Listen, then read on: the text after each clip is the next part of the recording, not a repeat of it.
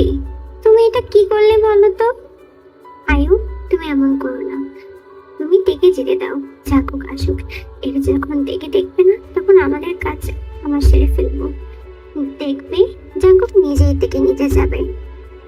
পরের দিন সকালে তে ঘুম থেকে উঠে ফ্রেশ হয়ে নিচে নামলো। দেখে দেখে স্পষ্ট বোঝা যাচ্ছে মনটা বেশ খারাপ। কিচেনে জিন আর আয়ু খুব ব্যস্ত রান্না বান্না নিয়ে। সাথে সাথে বাড়ির কাজের মহিলাটাও হাতে হাত লাগাচ্ছে। দেখে দেখা মাত্রই তে মা বলে উঠলেন, কফি দেব? না। এই বলেই তে চুপচাপ টিভির সামনে বসলো। মনে অনিচ্ছা থাকা সত্ত্বেও টিভি অন করে তাকিয়ে রইলো। কিছুক্ষণ বসে থেকে নিজের রুমে চলে গেল। এর মাঝে কাজের মহিলা খাবার দিয়ে গেল তেকে। তে না খেয়ে কলেজে চলে গেল। টিফিন টাইমে তে আর লিসা মাঠে বসে আছে। লিসা তখন থেকেই খেয়াল করছে তে কলেজে এসে চুপচাপ হয়ে আছে। এদিকে তে তো মনটা বারবার বেশি হচ্ছে। তোর আজ কি হয়েছে তে, আমায় বলতো? এমন চুপচাপ হয়ে আছিস কেন? কই কিছু হয়নি তো। কিছু হয়নি মানে? আমি স্পষ্ট দেখতে পাচ্ছি তোর কিছু হয়েছে, বল আমাকে। আর বলিস না, আজ সন্ধ্যায় জাঙ্কুক ভাই আসছে। বলিস কি, হঠাৎ এতদিন পর আসছে? অবশ্য তোর তো খুশি লাগার কথা, এতদিন পর জামাই আসছে। শর্ত লিসা, বাজে কথা বলবি না। কিসের জামাই? যে কোনোদিন আমার সাথে একটা কথা বা আমাকে একটা কল দিয়েও দেখিনি, তাকে জামাই খেতাব দিচ্ছিস তুই। লিসা আর কোনো কথা বলল না। এতদিন পর হঠাৎ ফিরছে যে। এরপরতেই লিসা কি সবটা বলল। সবটা শোনার পর লিসা বলল, ভয় পাচ্ছিস নাকি? তোর ভয় পাবো কেন? ওই বললি যে শাসন করতে আসছে। শাসন করতে না ছাই, দেখ কি কোনো দরকারে ফিরছে। ওহ, যদি শাসন করতে আসে তাহলে জানাতে ভুলিস না কিন্তু। এই শর্ত, কি সব কথা বলছিস? তে রেগে ক্লাসরুমে চলে গেল। কলেজে ছুটির পর দুপুরের প্রখর রোদে রাস্তার পাশে দাঁড়িয়ে আছে তে। তের বাড়ি থেকে এখনো পর্যন্ত কোনো গাড়ি আসেনি। মিনিট 10 অপেক্ষা করার পর একটা খালি রিক্সা দেখে হাত উঠিয়ে ডাক দিল, এই মামা যাবেন? রিক্সাওয়ালা আসা মাত্রই তের বলার ঠিকানায় রিক্সাওয়ালা থেকে নামিয়ে দিল। তে বাড়িতে ঢুকে কোনো দিকে না তাকিয়ে সোজা রুমে ঢুকে গেল। যে রুমে এসে দরজা ঠাস করে লাগিয়ে দিয়ে কাঁধের ব্যাগটা বিছানায় ছুঁড়ে মারলো। এর মাঝে তের ফোন বেজে উঠলো। তের কলেজ ব্যাগ থেকে ফোনটা বের করে দেখলো বেগম ভাইয়া কল করেছে। কল রিসিভ করলো তে। হ্যালো তে, তুই কোথায়? আমি কলেজ থেকে বাড়ি আসলাম মাত্র। ওহ, আমি এখন পর আসছি, তুই রেডি হয়ে থাকিস।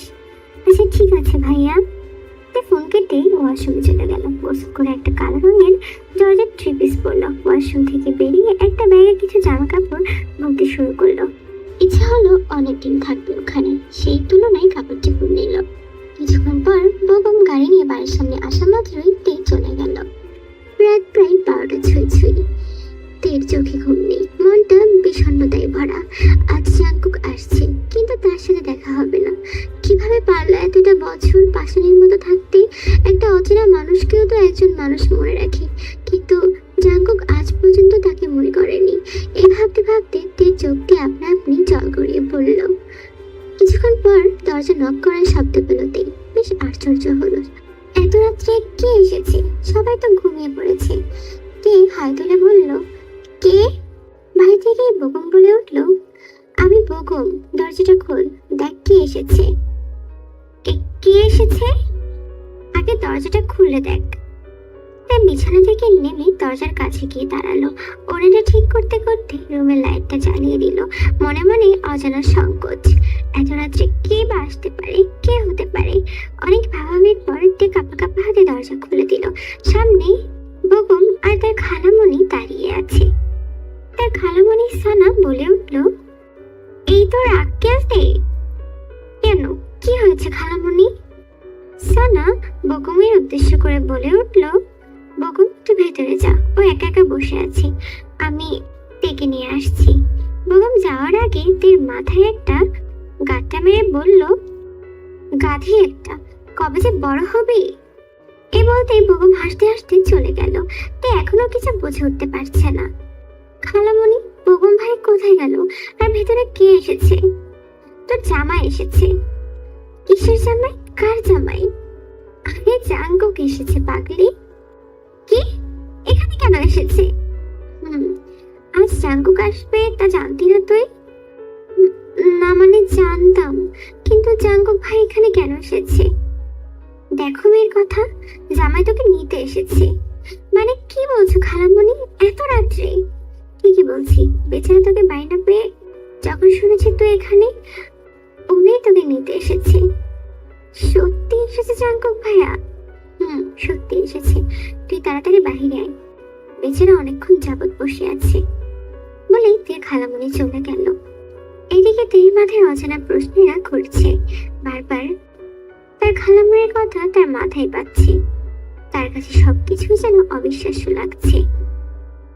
তে ওয়াশরুম থেকে ফ্রেশ হয়ে বের হলো, ধীর পায়ে বিছানায় এসে বসলো। ইচ্ছে যাচ্ছে না জাঙ্কুকের সামনে যেতে, কিন্তু এখন না গেলেও উপায় নেই। তে মনে ভয় সংকোচ কাজ করছে। ছোটবেলার মতো বয়স এখন নেই, কি করে এত বছর পর জাঙ্কুকের মুখোমুখি হবে। এদিকে বেগম আসলো রুমে। বেগম থেকে চুপচাপ দেখে দরজাটা হালকা চাপিয়ে দিয়ে তের পাশে এসে বসলো। তে, আমি জানি তোদের বিষয়টা, তুই হুট করে এখানে কেন এসেছিস তাও আমি জানি। জাঙ্কুকের সাথে সাথে দেখা না হয় তাই এমন তাড়াহুড়া করে চলে আসলি, কিন্তু দেখ জাঙ্কুক তোকে না পেয়ে কোনো কিছু না ভেবে এত রাত্রে অব্দি চলে এসেছে। তুই রাগ করে থাকিস না তে, ওর সামনে যা, দেখ কি বলে। ভাইয়া তুমি বুঝছো না বিষয়টা। আমি দেখে কিছু বলতে দিল না বেগম। তের মাথায় হাত রেখে বলল, লক্ষ্মী বোনটি আমার, রাগ করে থাকিস না, যা ওর সামনে। না হয় আমার সাথে চল। যাব, একটা শর্ত আছে, তবে তুমি আমার সাথে থাকবে। তোর সাথেই থাকবো, চল এখন। চলো। তে বেগমের পেছন পেছন যাচ্ছে, ভয় লজ্জা সংকোচ সবকিছুই যেন তাকে ঘিরে ধরেছে। তে তো পেছন থেকে বেগমের শার্ট ধরে হাঁটছে। বেগম থেকে ড্রয়িং রুমে ঢুকালো। জাঙ্কুক তের খালামণির সাথেই কথা বলছিল। তেকে আসতে দেখি তের খালামণি উঠে বলল, তোরা না হয় কথা বল, আমি আসছি। মা তুমি গিয়ে শুয়ে পড়ো, তোমার রাত জাগলে আবার সমস্যা হবে। আমি এখানে আছি, তুমি চিন্তা করো না, জাঙ্কুক ভাইয়ের কোনো অসুবিধা হবে না।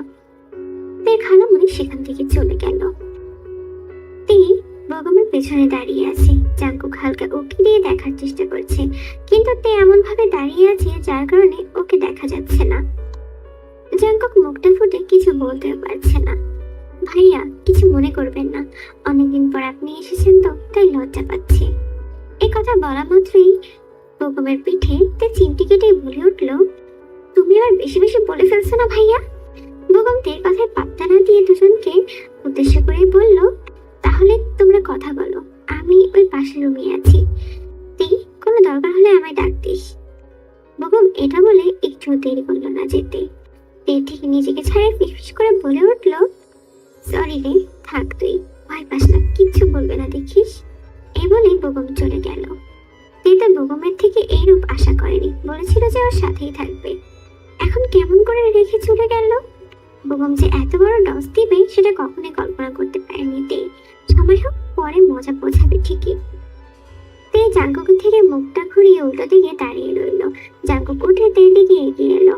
তের হাত পা ঠান্ডা হয়ে আসছে, কি করবে বুঝতে পারছে না। বুকের ধুকপুকানি অনবরতই বেড়ে চলছে। জাঙ্কুক নিজের দুই হাত পকেটে গুজে তের পেছনে এসে দাঁড়ালো। তের মুখটা সচক্ষে দেখার চেষ্টা করছে, এতদিন ফোনের ছবিতে দেখেছে। জাঙ্কুক পকেটে হাত গুজে তের দিকে ঘুরে ঘুরে পর্যবেক্ষণ করছে। লম্বায় প্রায় 5 ফিট 3 হবে। ফর্সা গায়ে কালো থ্রি পিসটা বেশ মানিয়েছে, তার মধ্যে ঘুম ঘুম মুখশ্রীদের মায়াবী মায়াবী ভাব রয়েছে। জাঙ্কুক তের সামনে মুখোমুখি হয়ে দাঁড়াতেই তে পিপিট করে তাকালো। জাঙ্কুক তের দিকে তাকিয়ে গম্ভীর কণ্ঠে বলল, পানি খাবো। তের চোখ মুখ কুচকে উঠল। আর কি কোনো কথা পেল না নাকি? কি এক কথা, পানি খাবো। তে ধীর পায়ে গিয়ে টেবিলে থাকা পানির গ্লাসটি নিয়ে কাঁপা কাঁপা হাতে জাঙ্কুকের দিকে এগিয়ে দিল। জাঙ্কুক গ্লাসটা নিয়ে পানি খেতে খেতে তের দিকে তাকিয়ে রইল। পানি খাওয়ার শেষে খালি গ্লাসটা তের দিকে এগিয়ে দিল। তে গ্লাসটা নিয়ে টেবিলের উপরে রাখলো।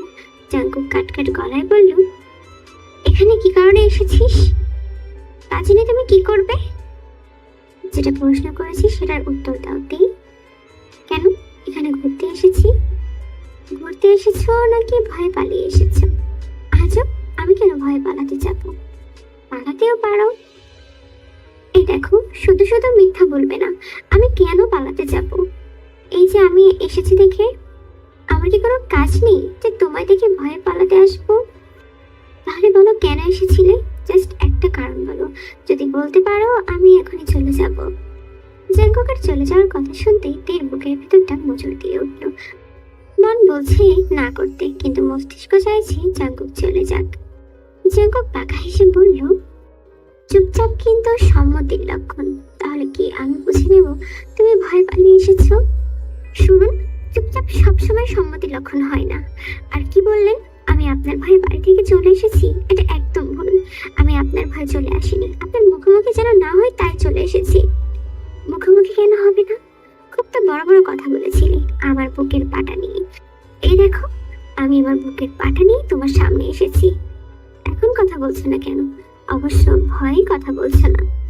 তোমাকে এক কথা কতবার বলবো? অবশ্য তোমার মতো লোকের মাথায় এসব ঢুকবেও না। কি বললে? আমার মতো লোক মানে? সবসময় তোমার মতো লোক, তোমার মতো লোক, এই কথাটা কেন বলো?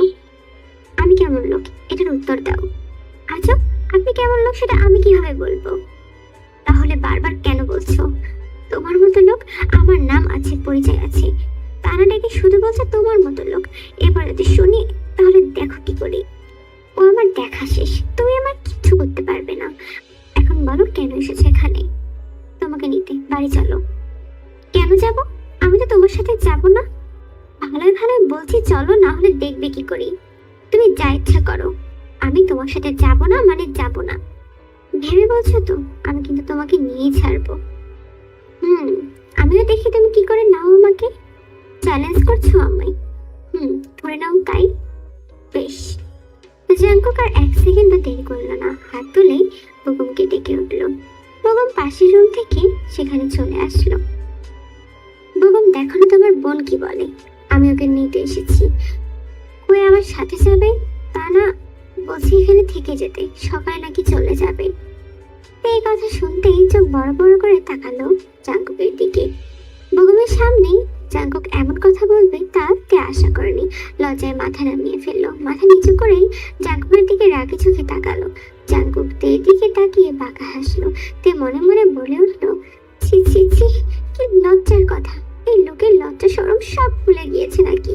আমি কখন বললাম ওনাকে থাকতে? বেগম হেসে বলল, তে, জাঙ্কুক ভাইয়া যা বলছে তাই কর। এর আগে হিল হিল করে চলে গেল। এখন জাঙ্কুকের কথা শোনা ছাড়া আর কোনো পথ নেই, নাহলে এই লোকটার বিশ্বাস নেই। আবার কখন কি বলে বসে। এবার তো তের মান সম্মান সব শেষ হয়ে যাবে।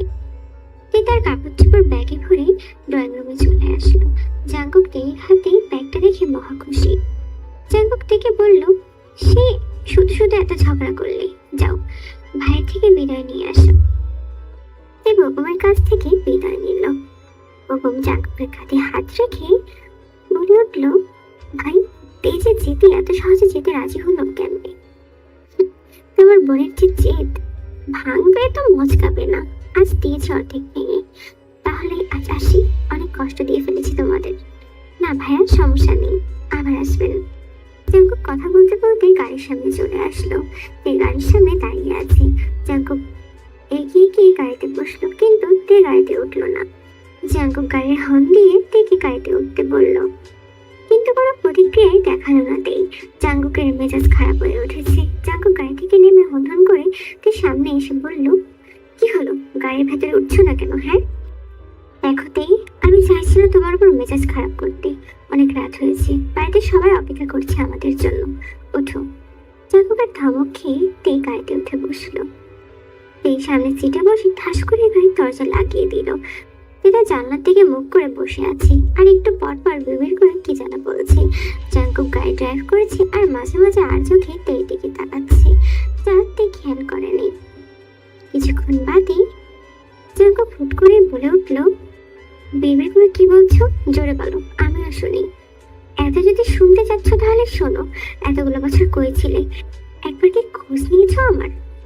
আর আজ দেশে ফিরে একেবারে প্রেমিক পুরুষ হয়ে আমাকে আনতে গেলে কেন? হ্যাঁ, আমি বলেছিলাম নাকি অন্য কেউ বলেছিল? হ্যাঁ, আর ওখানে গিয়েই বা মিথ্যা কথা কেন বললে?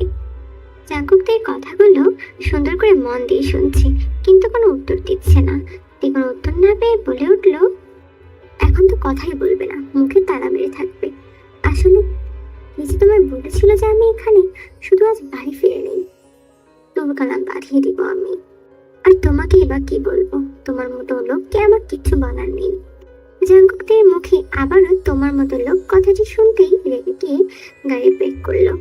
হঠাৎ ব্রেক করায় তে সামনের টেক্সে গিয়ে হালকা ব্যথা পেল। মাথা তুলে বলতে লাগলো, এই গাড়ি থামালে কেন? নামো গাড়ি থেকে। নামবো মানে?